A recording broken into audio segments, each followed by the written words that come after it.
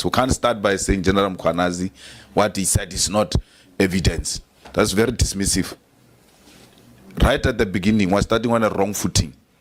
So please, when people are asked, especially support staff, they must not enter into the terrain. They must just give us technical advice and leave the rest to us. Because we're not going to live here being part of a remark that says what MKhwanazi said is not evidence. I nominate Honorable Julius Malema. Thank you, Honorable Skhosana. Is there any seconder for the nomination? Second. No, second. Honorable Nomvalo. Thank you very much, Chair. My name is Bonelo Nomvalo. I hereby second the nomination. Thank you, Honorable Nomvalo. Honorable Malema, you have been nominated. Do you accept the nomination? No, thanks for the nomination. I'm not available. Thank you, Honorable Malema. Honorable Malema is not available. Is there any? Thanks, Chair, and congratulations for your elections as a chairperson. I fully agree with the venue as proposed, but I will suggest that we request a free venue, either a hall or a chambers of the council or legislature, that we don't incur any cost in the execution of this responsibility. And even encourage the commission to do the same, to go and look for a venue that is available for such work, because we must not cost our people a lot of money. The other issue which I would want us to deal with, and I agree with Honorable Mateis, on us making submissions on the terms of reference, because I want us to deal with the aspect of the criminals who are already in prison, who might share a lot of information with us. Very dangerous criminals. How do we get them here? Can we summon them here? And all of that. Because you're talking drugs, if you're talking drugs and drugs cartel, you must know you're talking about some of the people who are already in prison, who might share a lot of light. So we need terms of reference that will clarify some of those things. Chairperson, thanks. And then the terms of reference will be released on Friday. Political parties will look at them, and then the next meeting we will discuss them. If we reach an agreement that we adopt them, they will be adopted. But in case we say no, they need to be further reworked. That will be a decision of the meeting until all of us are satisfied that these terms of reference represent what we want to achieve. That is my understanding, but I think the senior legal person here can take us through. Oh, good morning, Chairperson. Not that I'm senior, Chair, but but I come from legal services. Chairperson, the way we see it is that first and foremost, you are correct in saying there's been a lot of work that has been done. I mean, in the background, and I think if you were to ask from ourselves, we already have draft terms of reference, Chairperson. And of course, in the next 2 or 3 days, those can be released. I mean, to members. I mean, for comments. Our main worry is that if you say we must wait for inputs from political parties, then that impacts the timelines. Whereas what we could do, Chair, we could simply circulate a draft, and of course, people would be able to comment on it. And of course, Chair, another thing is, there's a lot of backroom legal technical support which needs to take place, and some of the issues we can deal with them when we meet in the management meeting, of course, under our leadership, Chairperson.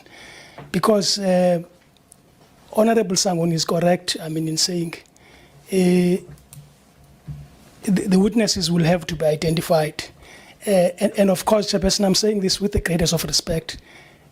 What General MKhwanazi said, Chairperson, on the 6th of July, 2025, is not evidence, Chairperson, in a technical sense. And of course, one would need a legal person to go around speaking to people who will be able to corroborate what Lieutenant General MKhwanazi said. And of course, as you can imagine, Chairperson, the committee, I mean, cannot do that. And of course, you need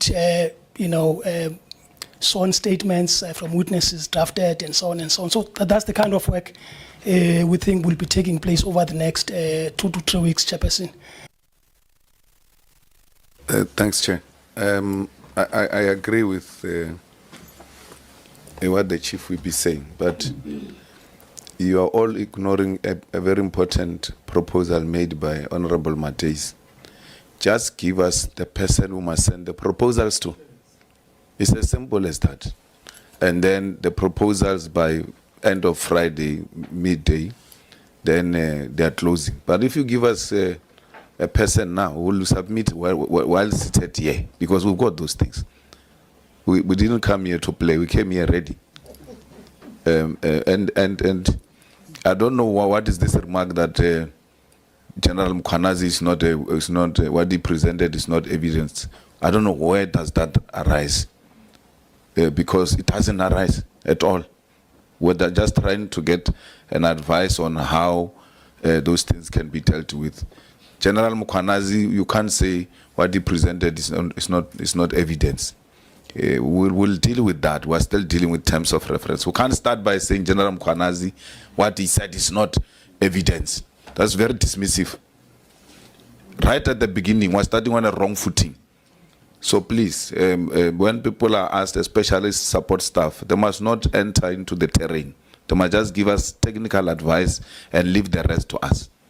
Because we're not going to live here being part of a remark that says what MKhwanazi said is not evidence. Thanks, Chair.